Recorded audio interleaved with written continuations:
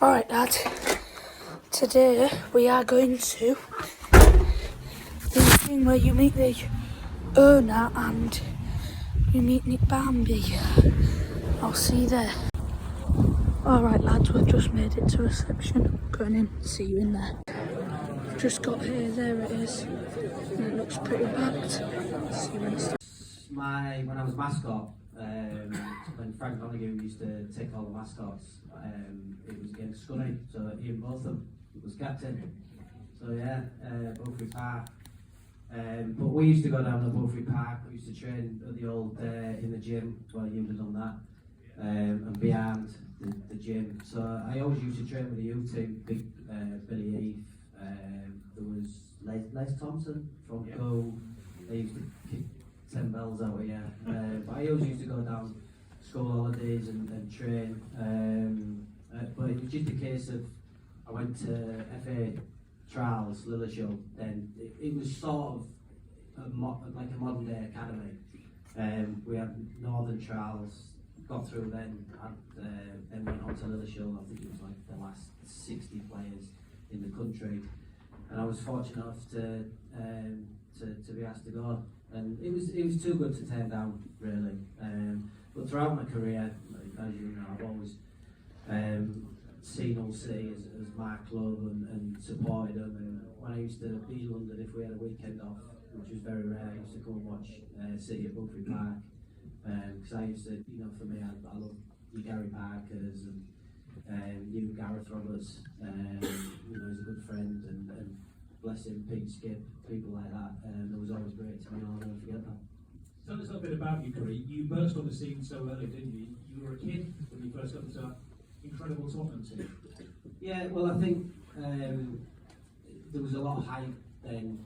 There was sort of me in an England schoolboys and Ryan Giggs, which people don't. I think they get a little bit mixed up. So England schoolboys was totally different from the FA. So if you went to an English school, you could play for England schoolboys. And I don't know if you all remember, it was always at Wembley, big game out of Germany, and it was always a full house at Wembley for under 15s, and it was always televised. So we played, unfortunately we got beat 2-1, but there was pretty much a big hype around Ryan and myself, so he broke in at 17, and I would have broke in at 17 because my first game was at Beaufry Park with Gareth's testimonial. I scored a couple of Billy Whitehead unfortunately broke my mate's nose, centre half. Stewie never caught, so it wasn't a testimonial really.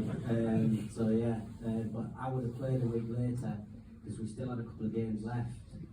We had Blackburn, and unfortunately I twisted my knee in the game, so I was set to play and make the debut at 17, but I made it the following season. It's been amazing to be part of that Tottenham team back then. Yeah, I mean. Alright lads, Nick Barmby's just beyond. Next will be the owner Ilıcalı.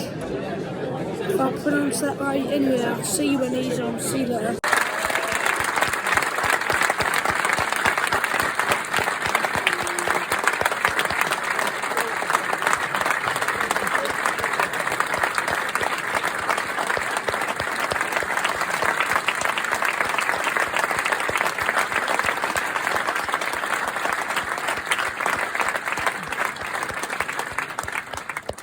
You're not used to big audiences. Thank God we are one step, two steps away from this target.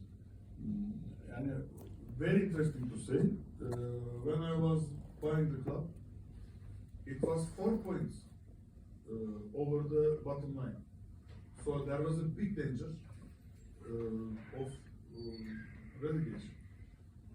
At that time, Fenerbahçe president Ali Koç is a very well-known personality in Turkey, one of the richest family of Turkey, and he's the president of Fenerbahçe. And he asked me,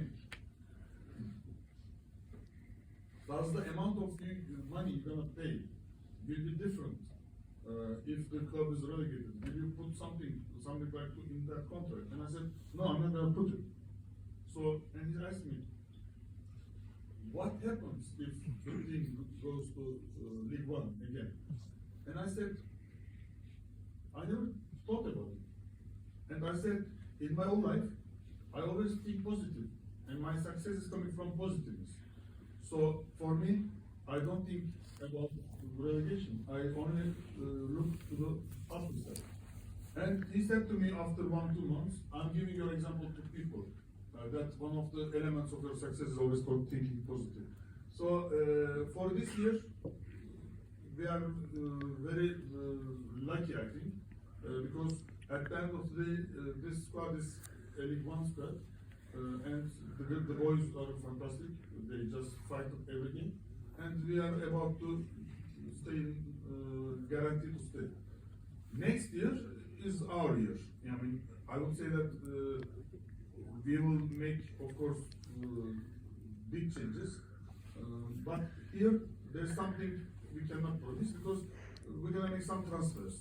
Even Paris Saint-Germain buying all the world cannot go to the Champions League semi-final. So how can I say that we're gonna go for sure to the Premier League? But the thing I think all of us want is again fighting for top 6, let's say, and I think we're gonna manage it. Spoke to many German investors, presidents over the years, interviewed Florentino Perez at Real Madrid once. He said he was going to turn Real Madrid into Disneyland, which he did by signing David Beckham. I've been to Leicester City, which I know is a club that we may talk about in a minute.